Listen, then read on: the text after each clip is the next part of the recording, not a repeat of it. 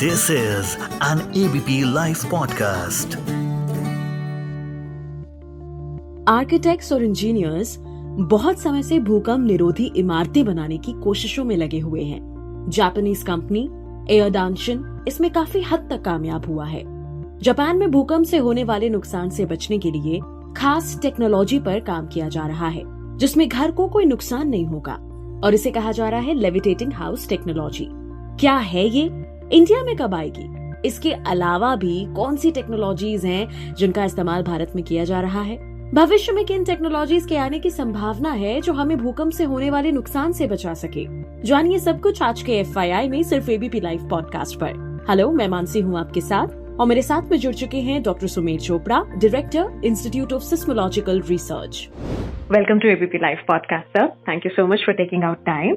और आज जिस लेविटेटिंग टेक्नोलॉजी के बारे में हम बात करने वाले हैं, because I was reading about it कि ये जापान जो है इसे डेवलप करने की कोशिश कर रहा है सो दैट अर्थक्वेक के समय में लोगों को इससे राहत मिल सके। बट ये टेक्नोलॉजी है क्या, ये लेविटेटिंग टेक्नोलॉजी? सबसे पहले मैं चाहूंगी इसके बारे में आप बताएं।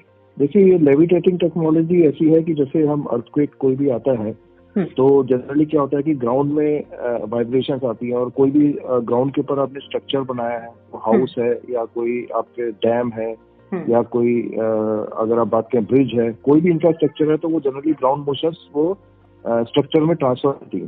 तो लेविटेटिंग का मतलब ये है कि हम उसको भी आइसोलेट करना है ताकि वो जो ग्राउंड वाइब्रेशन है वो स्ट्रक्चर तक पहुंचे ना। तो उसको हम आइसोलेशन करते हैं। उस टेक्नोलॉजी को लेविटेटिंग मीन्स हम उसमें गैप क्रिएट करेंगे between the houses and the ground so that कोई भी अर्थक्वेक आएगा, ग्राउंड मोशंस होंगी, वो हाउस में या कोई भी इंफ्रास्ट्रक्चर है, कोई भी स्ट्रक्चर है, उसमें ट्रांसफर नहीं होगी। तो ये एक लेविटेटिंग टेक्नोलॉजी है। इसमें एक एयर गैप रहेगा। अच्छा, air gap. Okay okay okay. तो जापान में जिस तरह से ये डेवलप की जा रही है, क्या इन फ्यूचर कोई स्कोप कि इंडिया में इस तरह की टेक्नोलॉजी को अडॉप्ट किया जाएगा? देखिए, ऐसा है कि ये अभी बहुत ही इनिशियल स्टेजेस में है। ये टेक्नोलॉजी डेमोन्स्ट्रेशन स्टेज पर है जापान में, और लगभग अभी जापान में अराउंड ओनली 200 हाउसेज ही हैं जिसमें टेक्नोलॉजी लगाई गई, क्योंकि ये काफी टेक्नोलॉजी कॉस्टली है। मीन्स अगर हम बात करें तो अगर आपको टेक्नोलॉजी ये किसी छोटे से हाउस में अगर करनी है तो उसका जो कॉस्ट है रफली जो लिटरेचर में अराउंड $40,000 है। हाँ। और दूसरा, इसमें अगर मैं आपको टेक्नोलॉजी की बात करूं, इसमें क्या करते हैं, इसमें सिस्टम ऐसा है कि एक आपके पास सेंसर होता है और एक आपके पास कंप्रेस एयर का जनरेशन इक्विपमेंट होता है। हाँ। तो सेंसर क्या करेगा, जैसे कोई भी अर्थक्वेक कभी भी वो सेंस करेगा ऐसे अर्थक्वेक आएगी तो इमीडिएटली वो सिग्नल कंप्रेसर को भेजेगा, और वहां से कंप्रेस गैस जो है इमीडिएटली इंजेक्ट की जाएगी हाउस के फाउंडेशन में, बॉटम में, जिससे हाउस क्या है कि लगभग 3 सेंटीमीटर ऊपर हो जाएगा एयर से, और वो लगभग 80 से 90 सेकंड ऊपर रहेगा। और जब वेव्स पास हो जाएंगी, जो डिस्ट्रक्टिव वेव्स होती है अर्थक्वेक्स की, उसके बाद वो नीचे फाउंडेशन पे धीरे धीरे आ जाएगा। Okay okay. तो ये जो टेक्नोलॉजी है, सो आपने बताया कॉस्टली है, इसलिए इंडिया तो अडॉप्ट नहीं करेगा। पर जब मैं आपसे इस इंटरव्यू को लेकर कॉन्वर्सेशन कर रही थी कि हम इस पर बात करना चाहते हैं, तो आपने कहा था कि इंडिया में इसके अलावा बहुत सारी टेक्नोलॉजीज हैं वो हम यूज कर रहे हैं या जिनके बारे में रिसर्च चल रही है। तो उन टेक्नोलॉजीज के बारे में अगर आप बताएं। देखिए, बहुत ही कई टेक्नोलॉजी, काफी चीप टेक्नोलॉजी अवेलेबल है। अगर हम वो टेक्नोलॉजी को फॉलो करें तो हमारी जो हाउस की कॉस्ट है, आप सरप्राइज करेंगे, वो लगभग 5 से 10% इंक्रीज होती है हाउस। मोस्टली अगर आप जोन जैसे 3-4, जैसे इंडिया को 5 जोन्स में बांटा गया है, जोन 2, 3, 4 एंड 5। 5 मीन्स जहाँ पर मैक्सिमम 8 मैग्नीट्यूड का अर्थक्वेक आ सकता है, 4 जहाँ पर 7 तक के आ सकते हैं, आपका 3 जहाँ 6 तक के आ सकते हैं, और जहाँ 2 जहाँ पर 5 तक के आ सकते हैं। तो अगर आप जोन 3 और 4 में अगर आप कोई बिल्डिंग बना रहे हैं तो हार्डली 5% कॉस्ट आपकी बढ़ेगी। और काफी टेक्नोलॉजी चीप अवेलेबल है। मीन्स अगर मैं आपको बात करूँ तो एक बेस आइसोलेशन टेक्नोलॉजी है। बेस आइसोलेशन का मतलब ये, जैसे इसमें हम एयर बीच में उसको आइसोलेट करती है बिल्डिंग और फाउंडेशन को। उसमें बेस आइसोलेशन में क्या है कि हम एक अगर हम बात करें तो एक काइंड ऑफ शॉक अब्जॉर्बर जैसे हम गाड़ी में लगाते हैं। गाड़ी में जैसे गड्ढों में गाड़ी चलती है तो उसमें ऑलरेडी शॉक अब्जॉर्बर्स है। जो शॉक्स जो गाड़ी का मोशन है, कोई भी खड्डा आएगा या कोई वर्टिकल डिफॉर्मेशन है, उससे वो ट्रांसफर नहीं होता गाड़ी में हमारे पास। तो वो उस टाइप के शॉक एब्जॉर्बर्स बिल्डिंग के फाउंडेशन में लगाए जाते हैं। इसका सबसे क्लासिक एग्जांपल है कि 2001 अर्थक्वेक के बाद भुज में एक हॉस्पिटल बना था वो हॉस्पिटल में बेस आइसोलेशन टेक्निक दिया गया है। तो बेस आइसोलेशन है, फिर उसमें भी डिफरेंट है, जैसे डैम्पनर्स लगाते हैं, डैम्पनर्स की भी डिफरेंट टाइप्स है, मास डैम्पनर्स है। और अगर हम सिंपल बिल्डिंग की बात करें तो जनरली बिल्डिंग में बैंड्स लगाते हैं, साइस्मिक बैंड्स। बैंड्स का मतलब होता है कि आप फाउंडेशन लेवल और आपका प्लिंथ लेवल और आपके ऊपर जैसे डोर्स एंड विंडोज का लेवल और लेंटर लेवल, ये चारों जगह पे आप बैंड्स बनाते हैं। बैंड्स में वो बिल्डिंग को होल्ड करके रखता है। जैसे अब कोई भी अर्थक्वेक की मोशन आएगी, जनरली हम क्या है, बिल्डिंग को हम जनरली जो उसका डिजाइन है अर्थक्वेक के लिए, हम हॉरिजॉन्टल वर्टिकल फोर्सेस के लिए तो ऑलरेडी डिजाइन है, क्योंकि बिल्डिंग की जो ग्रेविटी होती है वो उसको अपोज करती है मोशन को। जनरली जो डिस्ट्रक्शन होता है वो हॉरिजॉन्टल फोर्सेस से होता है। तो हम हॉरिजॉन्टल फोर्सेस को कंपनसेट करने के लिए बिल्डिंग को अर्थक्वेक रेजिस्टेंट डिजाइन बनाते हैं। तो ये जब हम बैंड्स 3 लेयर पे अगर हम बैंड्स लगाएंगे तो उससे क्या होता है कि building as a single unit move करेगी। जनरली अगर आप बिल्डिंग में आपके पास डिफरेंट हाइट्स के स्ट्रक्चर्स आपने बनाए हैं, जैसे आपने 1 रूम का स्ट्रक्चर है, उसके बगल में 2 रूम्स का बना दिया, बट डिफरेंट साइज है, तो उसमें क्या होता है कि वो जब अर्थक्वेक की वेव्स आएंगी तो डिफरेंट स्ट्रक्चर डिफरेंट फ्रीक्वेंसी से मूव करेंगे। इससे क्या होता है, डैमेज होने के चांसेस होते हैं। तो अगर आप साइस्मिक बैंड से वो बिल्डिंग को जोड़ के रखेंगे, तो जैसे हम कोई भी लकड़ी का स्टैक होता है, अगर हम स्टैक मतलब 4-5 लकड़ियां हैं, उसको एक साथ हम रस्सी से बांध देते हैं, उसको तोड़ना मुश्किल होता है। अब सिंगल स्टैक होता है, उसको आप इजीली तोड़ सकते हैं। तो ऐसी बैंड्स क्या होता है, वो बिल्डिंग को बांध के रखता है। जब अर्थक्वेक आता है वो building as a single structure move करेगी, तो इससे उसमें डैमेज होने के चांसेस बहुत कम होते हैं।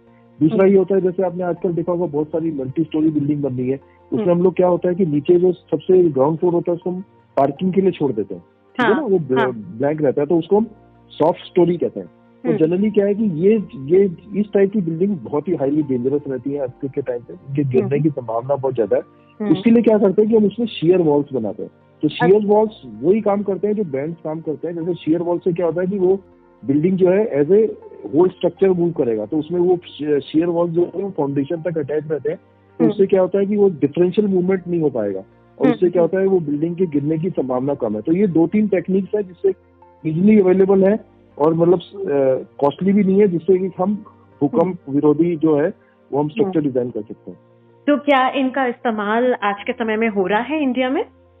हाँ जी, देखिए आप जितने भी बड़ी बड़ी बिल्डिंग्स, मल्टी स्टोरी बिल्डिंग्स जो बनती हैं, उसमें जनरली डैम्पनर्स आजकल, अगर वो जोन 5 में है तो जनरली डैम्पनर्स लगाए जाते हैं। तो लोग आजकल काफी जागरूक हैं। तो ये चीजें बहुत इतनी कॉमन, जैसे अगर आप नॉर्मल टाइप ऑफ बिल्डिंग जैसे मेसनरी की बनती है तो उसमें जनरली नहीं होता है, बट अगर आप कोई क्रिटिकल स्ट्रक्चर बना रहे हैं, क्रिटिकल स्ट्रक्चर का मतलब होता है जिसके डैमेज होने से काफी बड़ा नुकसान होता है, जैसे कोई इंडस्ट्री है, या आप कोई ब्रिज बना रहे हैं, या डैम बना रहे हैं, या आप कोई न्यूक्लियर पावर प्लांट बना रहे हैं, तो ये जितने भी क्रिटिकल स्ट्रक्चर्स हैं उसमें ये चीज टेक्नोलॉजी यूज होती है।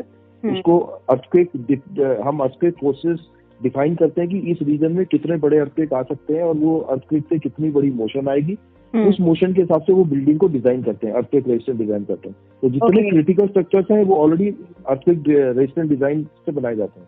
ओके। और अगर ये जो टेक्नोलॉजीज हैं, आपने बताया कि ये तो एग्जिस्टिंग टेक्नोलॉजीज हैं, इजीली अफोर्डेबल, फ्यूचर में किन टेक्नोलॉजीज को अडॉप्ट करने के बारे में इंडिया जो है वो देख रहा है?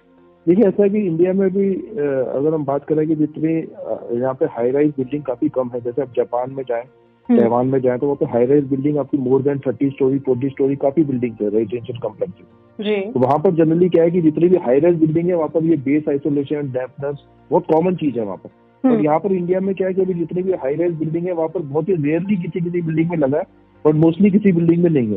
तो फ्यूचर में हो सकता है कि जितने भी हाई राइज, क्योंकि अभी क्या है कि आजकल हमारे जमीन जो है वो लिमिटेड है, तो अभी हॉरिजॉन्टल एक्सटेंड सिटीज का पॉसिबल नहीं है। तो जनरली जो डेवलपमेंट होगा वो वर्टिकली होगा। तो वर्टिकल होगा तो जो डिमांड है हमारी हाई राइज बिल्डिंग की फ्यूचर में बढ़ेगी। तो फ्यूचर में हाई राइज बिल्डिंग की डिमांड बढ़ेगी, तो ये पॉसिबल है कि जितने भी हाई राइज बिल्डिंग फ्यूचर में डिजाइन होगी उसमें शॉक अब्जॉर्बर्स, बेस आइसोलेशन, डैम्पनर्स, ये कॉमन चीजें हो जाएंगी। और जब ये कॉमन हो जाएंगी तो धीरे धीरे ये सस्ती भी होने की संभावना। बिल्कुल सर, बिल्कुल।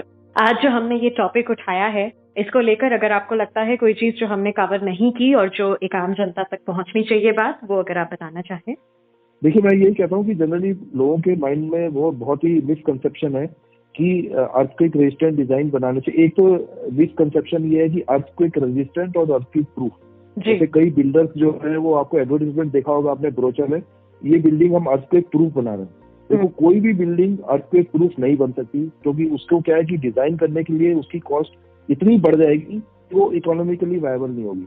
तो हम अर्थक्वेक रेजिस्टेंट बना सकते हैं। रेजिस्टेंट, अर्थक्वेक रेजिस्टेंट का मतलब ये है कि बिल्डिंग में थोड़ा बहुत डैमेज होगा, कोई अर्थक्वेक बड़ा आएगा तो बट वो कोलैप्स नहीं होगी बिल्डिंग, ठीक है ना। छोटे मोटे क्रैक्स आ सकते हैं, तो अर्थक्वेक रेजिस्टेंट बिल्डिंग है। तो हमें हमेशा अर्थक्वेक रेजिस्टेंट बिल्डिंग बनती है, अर्थक्वेक प्रूफ नहीं बनता है। और दूसरा, लोगों के माइंड में ये मिसकंसेप्शन है कि अर्थक्वेक रेजिस्टेंट अगर हम कोई स्ट्रक्चर बना रहे हैं तो उसकी कॉस्ट दुगनी 4 गुनी हो जाती है। ऐसा नहीं है। जैसे मैंने आपको बताया, वो 3 से 4%, मोस्टली 5% होती है। अगर आप कोई क्रिटिकल स्ट्रक्चर बना रहे हैं तो उसका 10% इंक्रीज हो सकता है, तो मोस्टली वो 5% के आसपास इंक्रीज होगा। तो अगर आप 100 रुपए में 5 रुपए एक्स्ट्रा डाल के अगर आपकी बिल्डिंग अर्थक्वेक रेजिस्टेंट बनती है तो मेरे हिसाब से उसके लिए जाना चाहिए।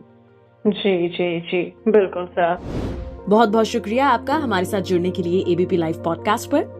मैं मानसी हूँ आपके साथ। इस ऑडियो को प्रोड्यूस किया है ललित ने। सुनते रहिए एबीपी लाइव पॉडकास्ट।